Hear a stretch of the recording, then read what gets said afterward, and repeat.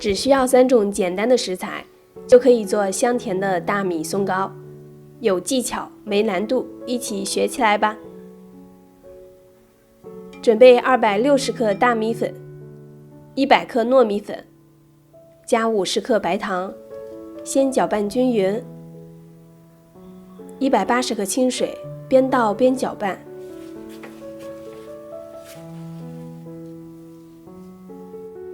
然后把这种大颗粒的米粉团搓散。米粉最后的状态是这样的，握起来可以成团，一捏又散开。盖起来，让米粉静置30分钟，充分吸收水分，这一步不要省略哦。然后过筛，边压边过滤，速度很快。不过如果筛碗太细的话，需要多一点时间。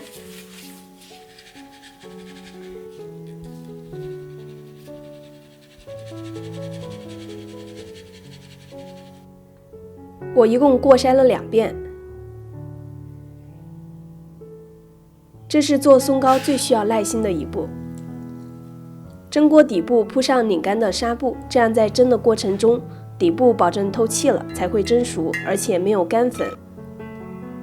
轻轻地用刷子刷平整，口感才会松软。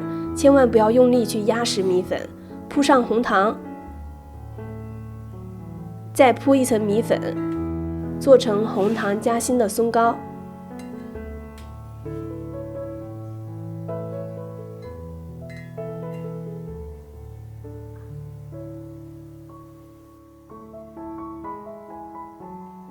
划开几道，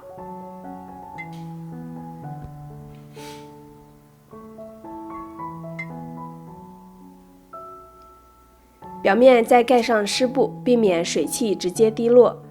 没有蛋糕模具的，可以用油纸自己做一个，接口处用订书钉钉在一起。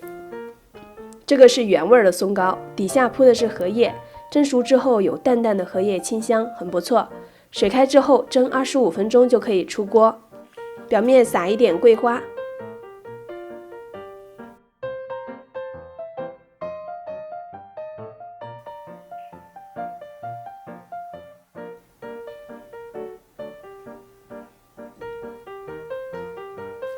松软香甜的大米松糕是小朋友的最爱。喜欢的话你也试试吧。我是香香，下期美食更精彩。拜拜。